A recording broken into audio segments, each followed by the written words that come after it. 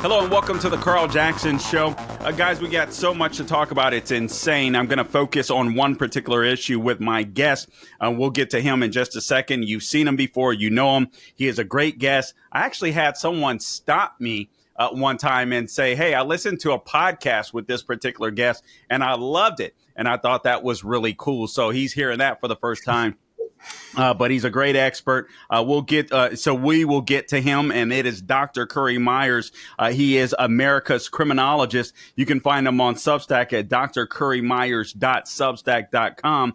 But the main topic that we're going to be talking about is migrant crime, illegal immigration crime. But obviously, there's lots of stories that are hitting the news. We're also going to touch upon the shooting that occurred in Georgia earlier at the high school. I really want to get his thoughts on that. And so as a matter of fact, why don't we do this, Gabe, right from the onset? Vice President Kamala Harris years ago had something to say. I don't know even what Tony numbered this, because guys, I realize this is podcast and also this is TV. But sometimes we do stuff on the fly, or at least I do. And my guys really love it when I do that. But Kamala Harris came out not earlier this week, but she came out before and said that basically we need to demilitarize our schools. Gabe, I don't know what that number is, but if you do and can roll it, let's go ahead and roll that. I want to get Dr. Currie Myers' response to that right away, given what happened at Appalachia High School in Georgia earlier. And then also, again, what we need to do about demilitarizing our schools. And taking police officers out of schools. We need to deal with the reality and speak the truth about the inequities around school discipline. Okay, Doc, listen, I honestly don't even know where you stand on this. I know where I stand personally.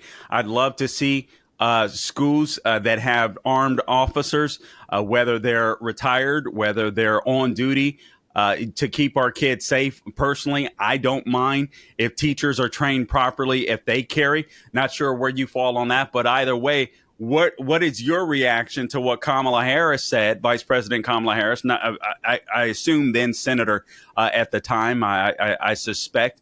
What's your thought on that? Well, Carl, as always, thanks for having me on the show. And it was kind words that person told you. So thanks for sharing that.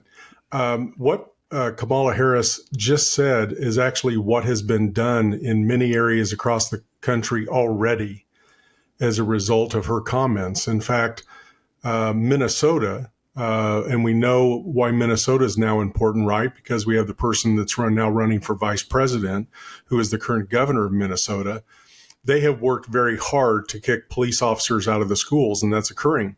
I saw just today a friend of mine on LinkedIn said that they're unfortunately having to close their police officers at their schools in Maple Grove, Minnesota.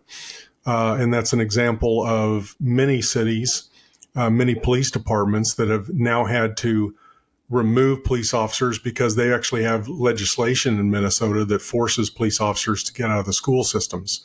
The problem is this has nothing to do with police officers in the schools. Police officers are very important to have in the schools because of safety and security. Would I like to be in an America where we didn't need armed security and police officers in the schools? Sure.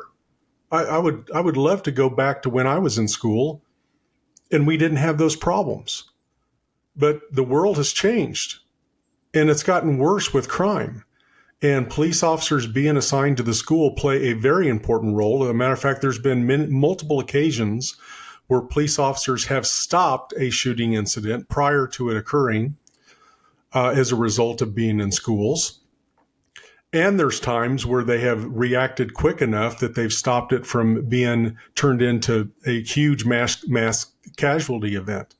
So police officers play an important role. I do think it's up to the local jurisdiction, the police department. My hope is police departments are willing to assign SROs to schools. If they aren't, then certainly school security should be kept in mind for security. But I'm a big believer in police officers with jurisdiction being involved in the schools because they can act as police officers when they're interacting. When they have security that just works for the school district, then you're serving somebody else. You're not serving law enforcement. You're serving the school superintendent. And then all of a sudden what you do can get watered down and you can be pretty ineffective. That's a good point. So if I'm going to choose, I would choose to have authorized jurisdictional police officers assigned to the schools like we've had in probably the last 20 to 25 years. And it has worked extremely well. That makes a lot of sense. Let me read just something to you real quickly here, Doc. This is from A.W.R. Hawkins on Breitbart. He writes for Breitbart. He talks about the shooting that occurred at the high school. He says here, or writes here on Wednesday, Barrow County Sheriff Judd Smith made clear the Appalachia High School attacker was stopped by an armed school resource officer.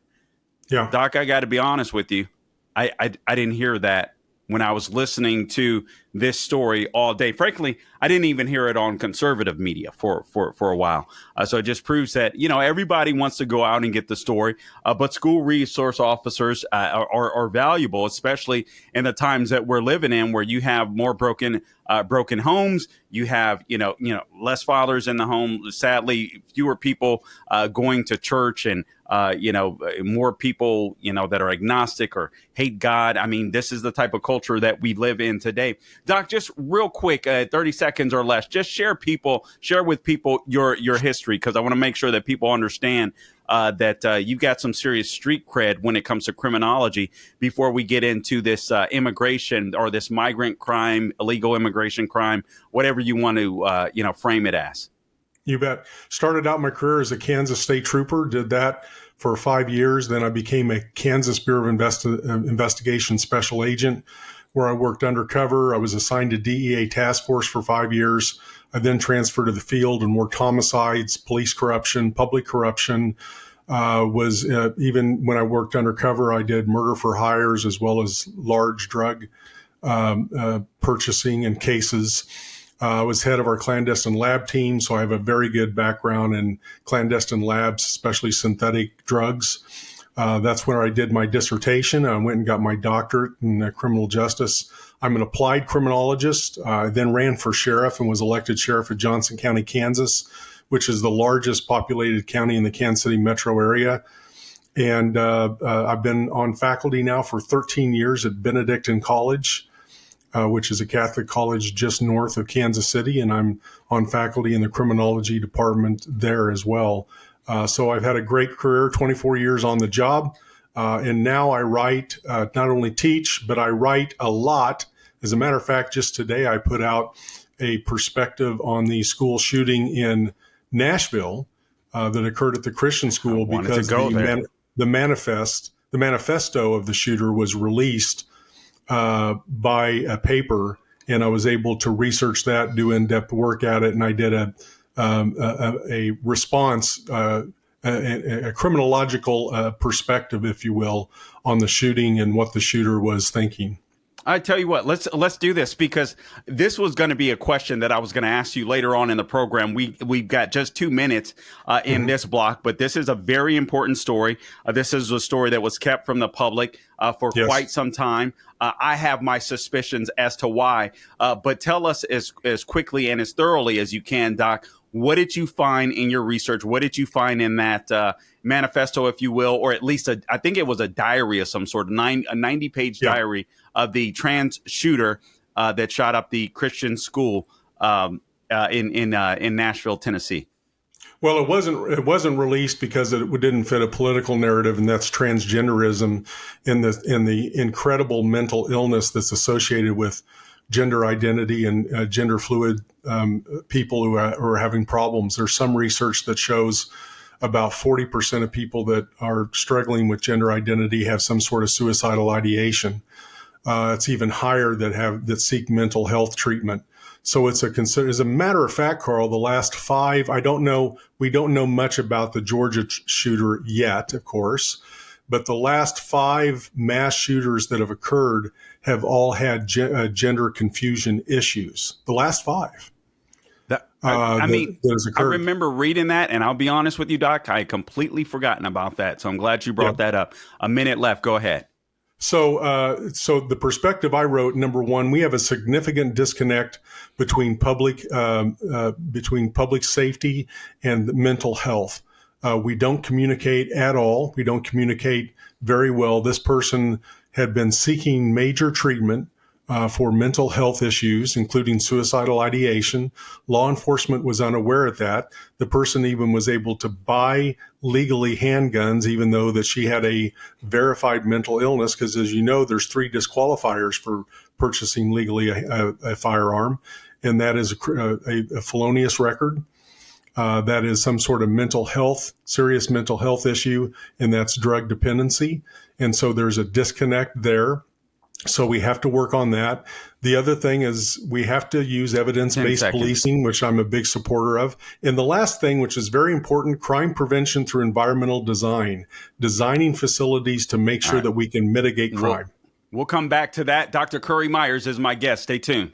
Today's show is brought to you in part by Priority Gold. Economists warn that massive tax hikes could devastate your IRA or your 401k and your 401k account as the stock market braces for an impact. With inflation on the rise and global uncertainty looming, it's clear why central banks and savvy Americans are turning to gold. In times like this, Proverbs 21:20 reminds us to preserve what we built.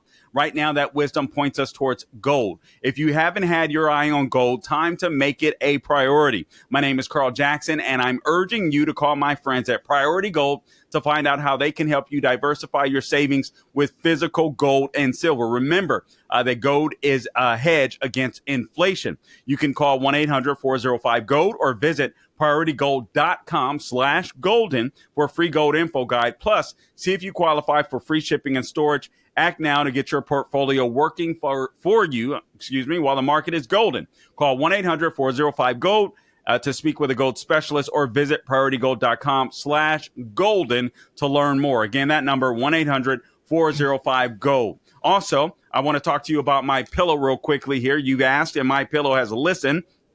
They're finally bringing you the most requested offer ever. Right now, you can get the queen size premium My Pillow for just $19.98. My Pillow is made with a patented adjustable feel. It adjusts to your exact individual needs, regardless of your sleep pattern or position. It helps keep your neck aligned and holds its shape all night long, so you get the best sleep of your life. Plus, it keeps you cool as well. But that's not all. You can get their 6-piece kitchen or bath towel sets for just $25. The brand new mattress topper for as low as $69.98. That's insane. And their famous My Pillow bed sheets for as low as $25, and so much more. Go to mypillow.com or give them a call at 800-858-0263. Use the promo code Carl, C-A-R-L, to get huge discounts on all My Pillow products, including the premium queen size My Pillow that's just $19.98. That's the lowest price ever. Don't delay. Order today. Use promo code Carl at checkout. All right, welcome back to the Carl Jackson Show. Again, I'm joined by my guest, Dr. Currie Myers. He is America's criminologist. Again, you can find him on Substack at drcurriemyers.substack.com, and he spells Currie, C-U-R-R-I-E. So for those of you that may be hungry right now, it's not like curry chicken, C-U-R-R-Y. It's C-U-R-R-I-E. All right, so you guys heard about his experience earlier. I mean, the things that he's been involved with in law enforcement literally makes my jaw drop sometimes. We've had conversations before in other podcasts and off air. Just absolutely amazing. His knowledge of law enforcement is absolutely extensive. So I thought he was the proper person to bring on to talk about this migrant crime. He's just excellent on this type of stuff. Before we get to that, though, Doc, I do have to ask you this. The Trump assassination attempt, I know everybody, particularly on the left, wants to forget it.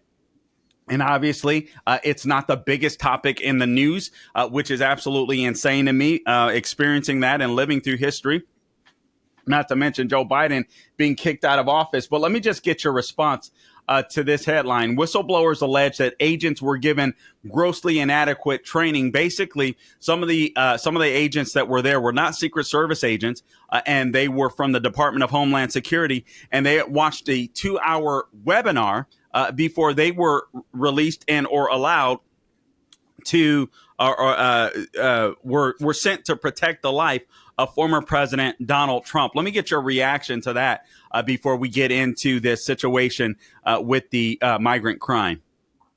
Well, it breaks my heart because I am a big fan and have been my entire career of the United States Secret Service. I've worked with them very closely. When I was a KBI agent, it was not uncommon for me to be assigned to presidential details, vice presidential details, especially when there's elections. So people who's running for office that qualify for some sort of protection. I served in those capacities before and very familiar. I protected Margaret Thatcher when she came and visited into Kansas at one time. So I'm familiar with this. It was an absolute failure, operational failure, to include when the initial threat assessment was done. Not only the threat assessment at the site, but the threat assessment on former President Trump. You know, he has a significant threat awareness associated with him personally because people hate him and they want to see him die. And so just the standing, he's not just a former president who, by the way, gets Secret Service protection. Most former presidents get a scaled down version of what the current president gets. But President Trump is not a scaled down version of being a former president. Number one, he has a high threat level. Number two, he's currently running for president on the Republican ticket. So that means you would have to escalate up his Secret Service. So they were not giving him the same Secret Service as an acting president, which he should have gotten because he was running for president in the other party and he was president before. So he wasn't getting any of the support, none of the air operations, none of the drone operations, none of the additional manpower operations. And they failed to recognize that weeks before they showed up, because a week before they even get on the ground in Pennsylvania, they have it completely worked out on what should happen, where should people be assigned to, where what areas should be assigned to, and communication and command and control. The other one was a communication failure because people on the ground, the public saw what was going on. They relayed it to law enforcement. Law enforcement didn't have the capability to relay it to the tactical command, the TOC center. And as a result, they didn't get the information and weren't able to act. There should have been more sniper details. They only had 2. That never occurs. It should be much more than that. It was a complete failure. And you know what? I called for the resignation of the Secret Service, the director, the night that it happened. And the reason I said that is because she at that time didn't even go to Pennsylvania and have boots on the ground to understand what occurred. And most importantly, be with her men and women who just survived a shooting. So yes, they were not trained. When you have other agencies come in to help, if they haven't been trained like I was, because I went through Secret Service training, not to the detail of a full Secret Service agent, but I had gone to their training before on how to do these things. And you cannot watch a video and be on a close detail. That's impossible for it to happen. And it hurts my heart because the Secret Service is a fine organization that now has turned into another federal law enforcement agency that is failing. And we have a huge problem with our federal agencies now not being good caliber people. Yeah, I mean, this is really, really dangerous. I mean, it feels to me that we're stacking, or at least the left is stacking, a lot of these people in these agencies with, people that they like, people that'll do their bidding, rather than the people that are qualified. Real quick, Doc, I want to play this video clip for you. This is number 6, Gabe. I want you to hear what Alexa had to say, Amazon's Alexa, what Alexa had to say about the assassination attempt of former President Trump. Let's roll that video clip number 6, por favor, Gabe. Alexa, was Donald Trump really shot? No, Donald Trump was not really shot. There were 2 attempted assassinations of Donald Trump, one in 2016 and another in 2024. Both times, the assailant was stopped and arrested by security forces. These events are widely reported in the news. Doc, that's what's happening with the left, using obviously social media, using Alexa. This is absolutely insane. This is scary. We're living in scary times. Quick response to that, and then I want to move on to the crime that we saw at the Aurora, Colorado apartments. Well, AI and ChatGPT and those kinds of artificial intelligence that we're getting from only goes to show you that it's as good as the data that goes into their systems. And if the data is spurious that goes into their systems, they're going to put out spurious information. So that means it was done on purpose because there was spurious information, not real information, not true information that was put into data. You can use these systems correctly, but you have to be the one in charge and telling the system what to do and what the expectations are. And then you have to vet them when you have them. So there's in research, for instance, if I ever use that, I have to tell the system what exactly I'm looking for. And I say, you have to source any information so I can check it and vet it and make sure.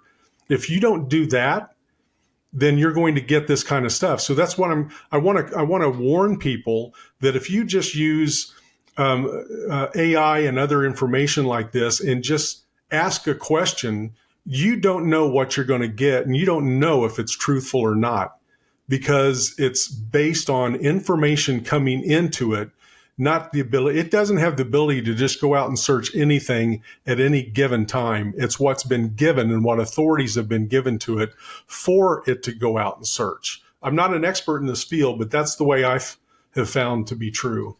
Yeah, and if you have morally bankrupt people that are in charge of these things, it can be very dangerous. I'm sure everyone has seen the video. We only have a couple of minutes left in this segment, but I'm sure everyone will skip past that, have seen the video of the Aurora, Colorado apartments, and you see Venezuelan gangs literally with carrying firearms. If I recall correctly, in the original video, a couple of the gentlemen had pistols. Another guy had a long rifle, a sporting rifle, what looked like maybe an AK or an AR-15. I don't remember not seeing it initially. But this is a problem that has occurred with two apartment complexes in Aurora, Colorado. I just want to get your initial take on that. I read a column on this, and I want to ask you some questions on based upon some of the things that I've read, and we've got more video. But just give us your take initially, a minute and a half. Migrant crime. How serious is it in the United States of America, even expanding beyond Colorado, and then Colorado specifically as well? It's the most serious criminal justice issue in the history of the United States. Wow. That has ever occurred. That's how significant it is. We have, to some estimates, at least 12 million illegal aliens into the country right now.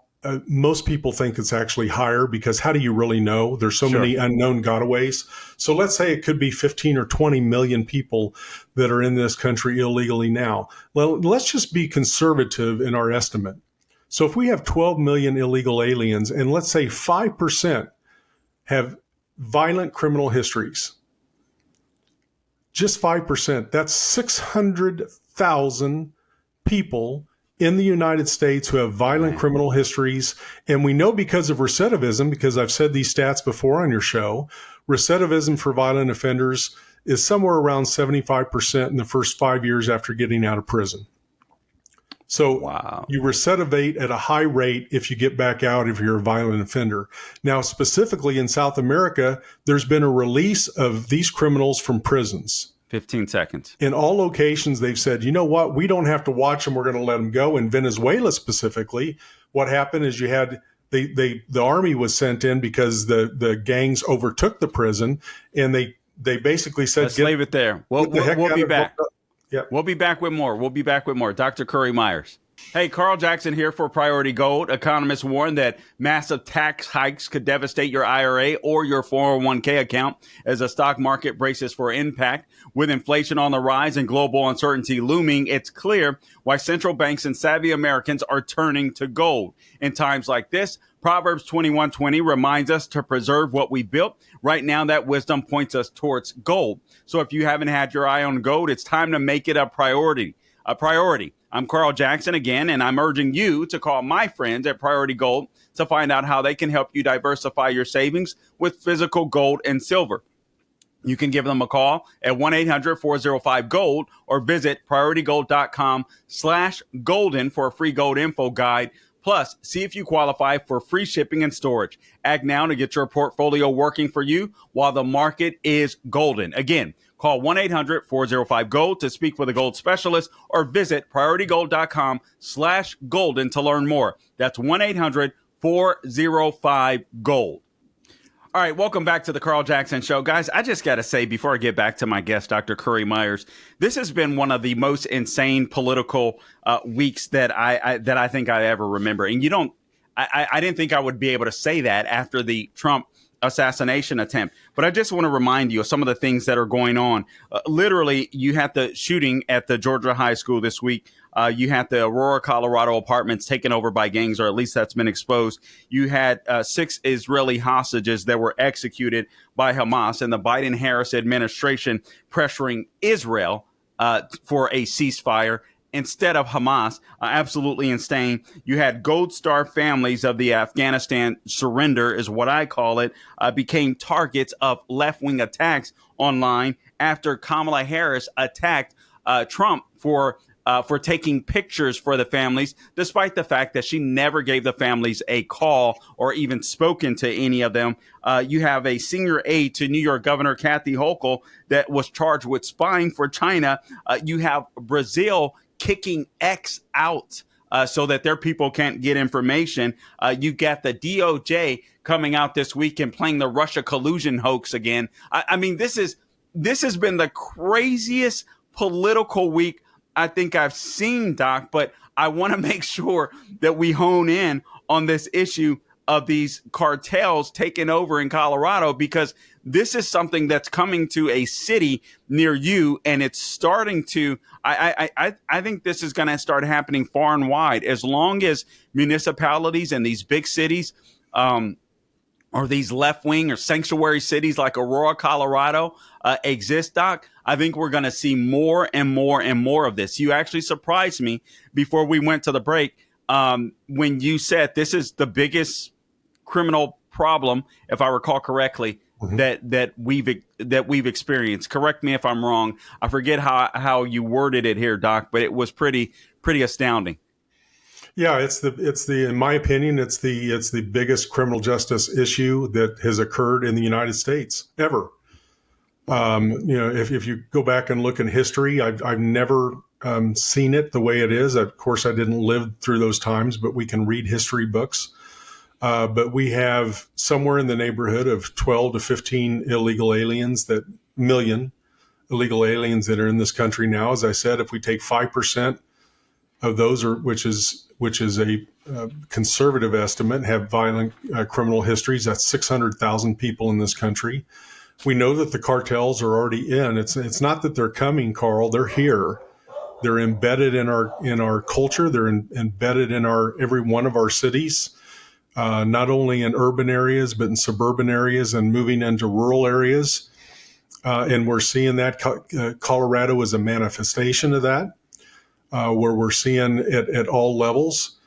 Denver was an open border city, and it crossed into Aurora, which is a pretty conservative town outside of Denver. And they didn't support any of these things, but the spillover has come out of Denver and gone into Aurora. And now they're dealing with the problems of actually armed people.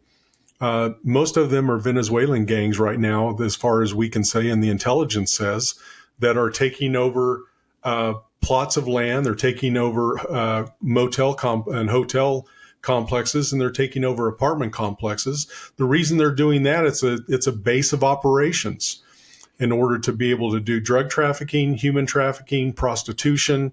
There's all kinds of things that they can do if they have a good base of operation and they've picked out the right areas. And we know these things to be true because we've seen them. There has been video that's been coming out.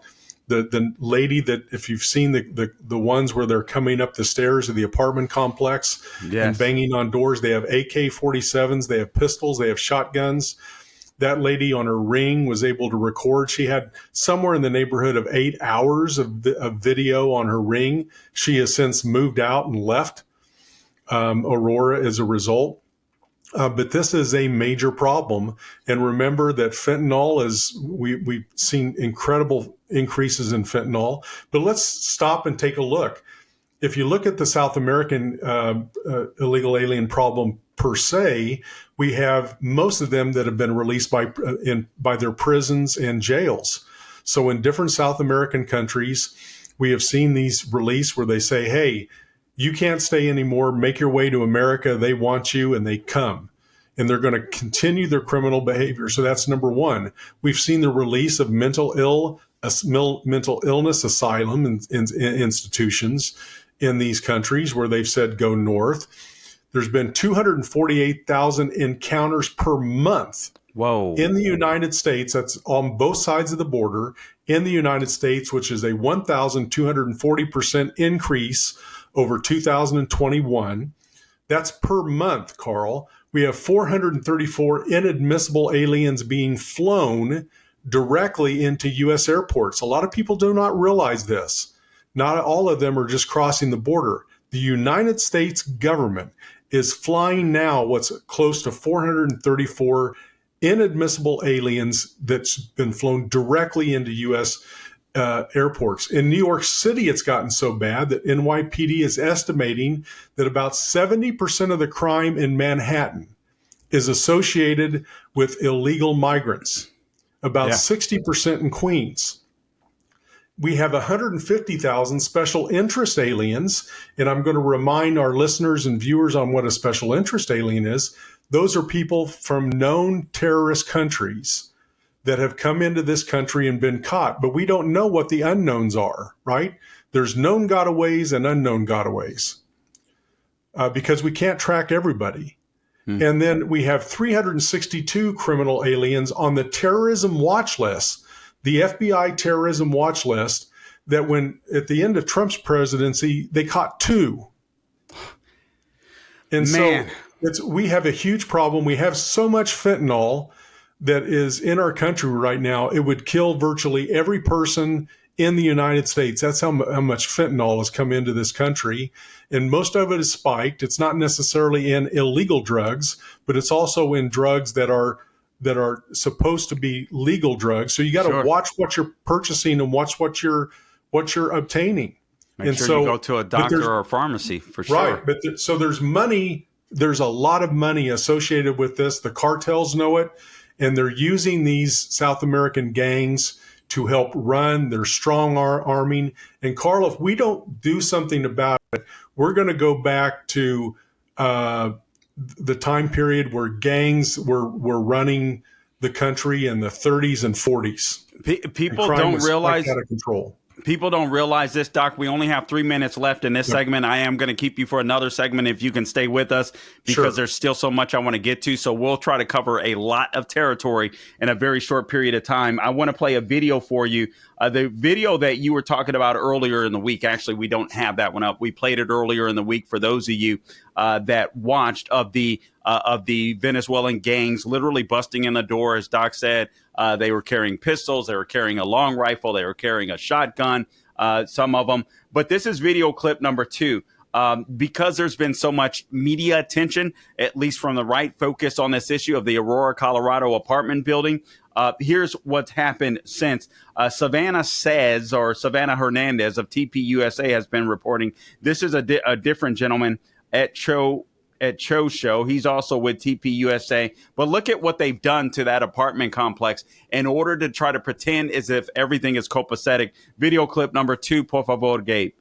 Venezuelan gang members who have gone into an apartment complex. All right, and by now many of you have seen that surveillance video showing the fellas walking around with pistols and a long gun with a scope. Well, I'm inside that apartment complex where that surveillance video was recorded. And you see that white door, right? Well, check it out. It's right here. It's now been painted gray.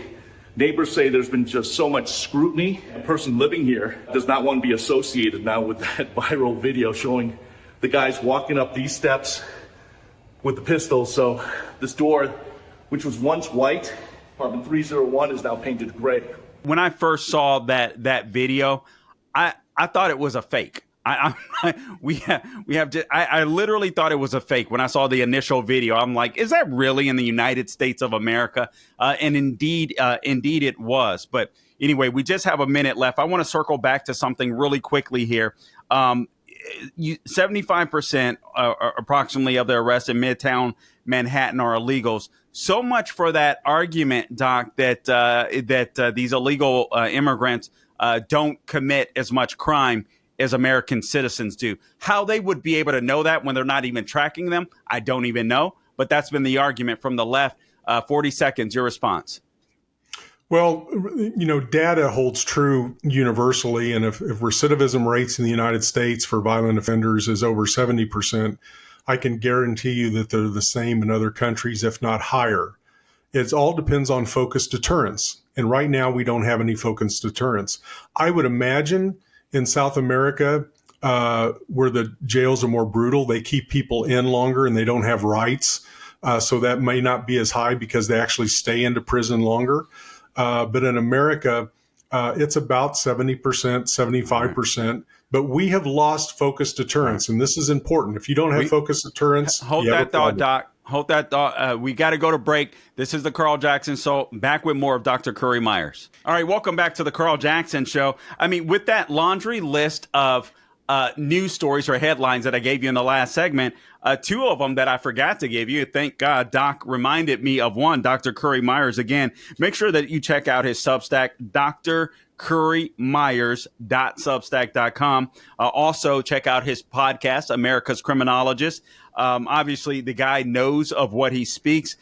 His knowledge of law enforcement, his experience is just vast and wide. Love speaking to him about these things. But he mentioned, again, over 70% of arrests in Midtown Manhattan are illegal aliens. Also, Doc, real quickly, this 49ers wide receiver, rookie Ricky Purcell, I believe is his name. It turns out, and mainstream media didn't report this initially, that the teenager that tried to rob him for his Rolex watch ended up shooting him in the chest. Thank God he survived. He didn't hit any vital organs. The young man was working out just a couple of days later. So we're so glad that he's safe. But it turns out that it wasn't just a teenager that tried to rob him for his Rolex, but it was an illegal alien in San Francisco that tried to rob him for his Rolex. So this border crisis, this Biden-Harris border crisis, is going to come to a town near you. Real quick response there, Doc. There's absolutely no question. It's something that we have to understand and deal with, and we've lost the what I call and refer to as focused deterrence in this country, where we're not enforcing the law like we should. If you want to see how bad it can get, I invite viewers to look at Brazil. Brazil is advanced enough that it has a lot of cameras and a lot of video. But you can see the strong arm robberies, you can see the armed robberies, you can see the kidnappings that occur, you can see the killings that occur literally on the street in different cities in Brazil. That is what's going to come to America, and I would make the argument that it has already arrived in America if we don't pay attention to this. And if we don't develop a strategy to deal with it immediately, because it's only going to get worse. As I said earlier, we have somewhere in the neighborhood of 248,000 encounters a month at the border that are coming into this country. That's a month. So we have a huge problem, my friend. All right, so let's hone back in. We have about 8 minutes left. Let's hone back in on the situation in Colorado. And by the way, Gabe, go ahead and cancel those airplane tickets to Brazil after hearing that. Hey, take out kidnapping insurance if you do.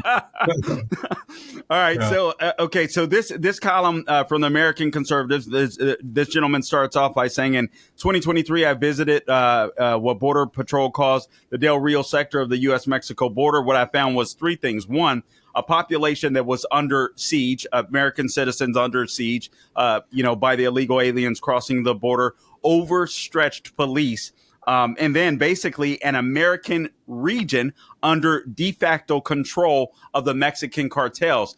And I mean, that was a Venezuelan gang in Aurora, Colorado. But this is what's happening right near the border, where Mexican cartels are starting to run operations within the United States of America, thanks to the Biden-Harris border policy, Doc.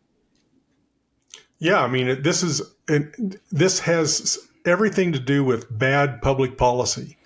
We have bad criminal justice public policy because we have failed to do focused deterrence. If you want to know what's coming to America, if progressives become head of the United States and become president, look at California and Prop 47. Go to my Substack. I've written extensively on it. I've got a in-depth, about a 50-page perspective. I went and embedded with the Riverside County Sheriff's Office about a month and a half ago. I stayed there a week. The sheriff there, Chad Bianco, is a friend of mine. He invited me to come out. I embedded in 7 different bureaus in Riverside County, which, by the way, is bigger than about 5 East Coast states.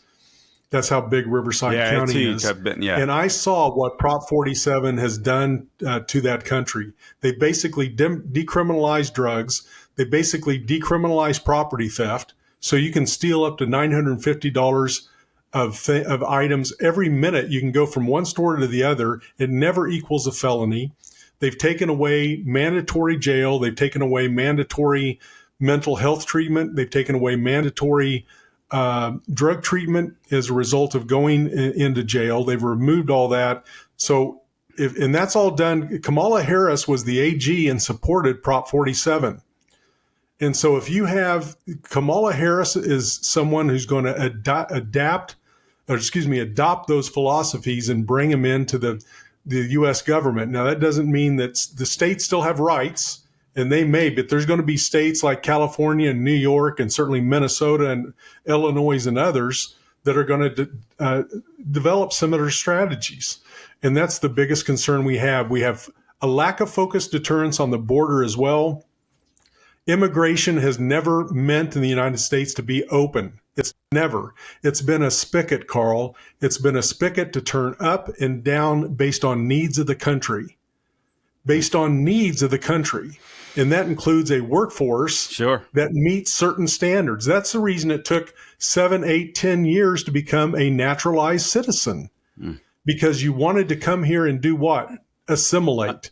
Doc, you wanted to come assimilate to these laws. I'm sorry to interrupt you, but that's such an important point, because part of the issue that we're seeing with all of these the illegals coming in is the issue of assimilation. They're not buying into the rule of law, so of course they're going to come here and take over. Let me circle back to this situation in Aurora, Colorado. We only have 4 minutes left here, and I want to ask you a few more questions. The mayor there, Mayor Kaufman, voiced some concerns about the situation, and apparently he was alongside, or citizens did, and they were alongside Mayor Kaufman. So the vibe was kind of like, listen, the local leaders and the citizens were all in this together. We're over this gang stuff.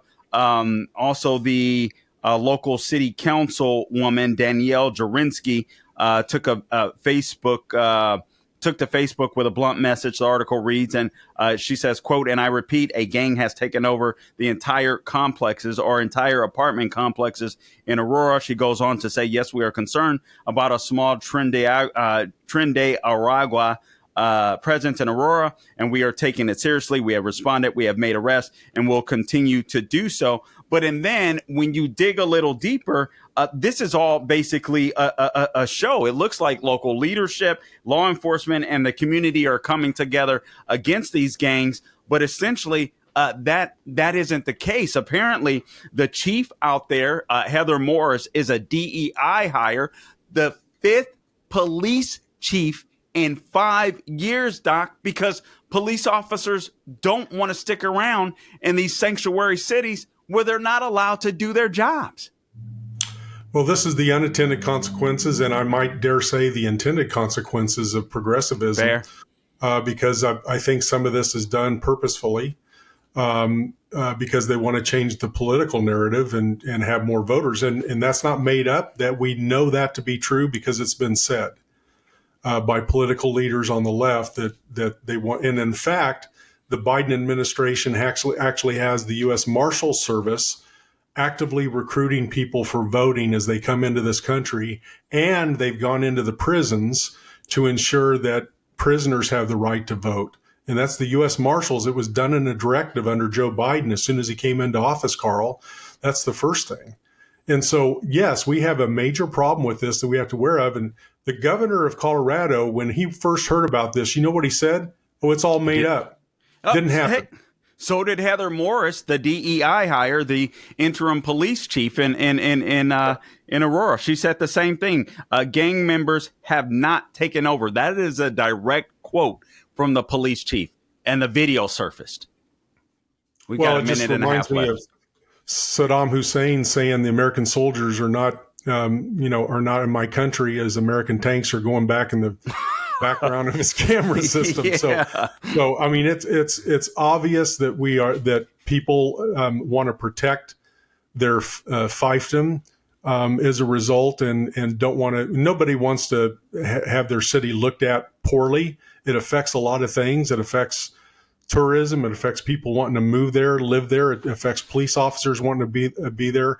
Police officers are leaving in droves in states and cities that have defunded and don't respect law enforcement. That's the consequences of having these things. And now it's been a perfect storm when you have the defund movement, less police officers on the street. Yep. We've had open borders. We've had an increase in crime. We've had many urban areas that businesses have left because of economic considerations. Carl, this is a perfect storm of criminality that I have never seen or heard of before in America. I know I've said this twice where I haven't seen it, but I believe it's to be true. Yeah. This is a perfect storm of criminality. And now we have less police officers to actually go out and fight it as a result. Okay, we only have about 20 seconds here, but soft on crime DAs is another issue. And also, This gentleman makes a very good point.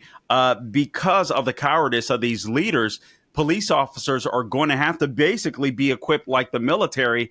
And so you're going to have to see a militarized response since they haven't handled it. 10 seconds. And I hate to see that because police officers shouldn't be militarized. They're law enforcement, but sometimes they have to do what they have to do to protect themselves. All right, guys, we have to leave it there. Until next time, do not grow weary doing good. God bless you.